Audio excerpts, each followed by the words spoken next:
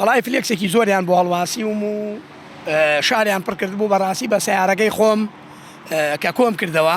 قەنەعاتم پێ بکە یەک تەنکی بەنزینم سووتان لە هەشتی بەیانیەوە دەستم پێ کردووە بزان 7.5 تەواو بوو. واتە هەموو شار گەڕایەوە فلێکسەکانی خۆت؟ هەمووی گەڕاوم سووت بە سووچی کۆڵان بە کۆڵانی حتا لێم کردوونەتەوە کە لێم کردوونەتەوە سڵاو لێم کردوونەتەوە و نەجاتم بۆ لە دەستیان بەڵام هەڕەشەی ئەوە کە نەڵێن ئێمە این بۆ لەکەینەوە پارەتێ بەبێ پارەمان بیتێ باشە ئێوە هەڵتان واسیەوە من پارەتان سەر کرد هایدی نایەکتان نەکرد ئیسە خێرە بۆم لەکەی تۆ پارەم لێ وەرەگریت ئەمە شێتێتی نییە خوا ناوەڵا حەدیان چێ خۆ من نەمە تەبلیغم نەکردوون ئەمە کە کردویانە خۆیان کردویانە خۆشیانە بێ باچەکەی بن وەڵای وەکو ئەوەی پێم ناخۆشارە وڵات تۆ کابرایەکی هەژارە بینی سیرەکەی مناڵەکەی حەزی لە سیارەیەکی مناڵانەی بۆی بکڕێ پارەی پێ نییە ئەگەر موچە لە کاتی خۆیان بدرێت قەنەعاتم وایە ئەم خەفەت و ناخۆشیە نامێنێ هیوادارم من چۆن خەڵکم خستە پێکەنین و خۆشی ئەم ئەندام پەرلەمانانە بە حیزبی عیلمانی و ئیسلامی و هەموویەوە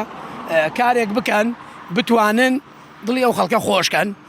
خۆشی و سەقامگیری بگێڕنەوە بۆ کوردستان من هیوادارم ئەم هەڵبژاردنە ئەمە نایکەم بە ڕیکلام لە پایتەخت میدیاوە هەموو هاوڵاتی تەبلیغەکەم بڕوادەنگ با بەکوێدا ئازادە عیلمانیە ئیسلامیە ئەلموین بیا بە یەکێک حەق بڕوا لە بەغا موچەی ئەو موچە خۆرانە دابین بکات بۆشی کە لێی بڕاوە.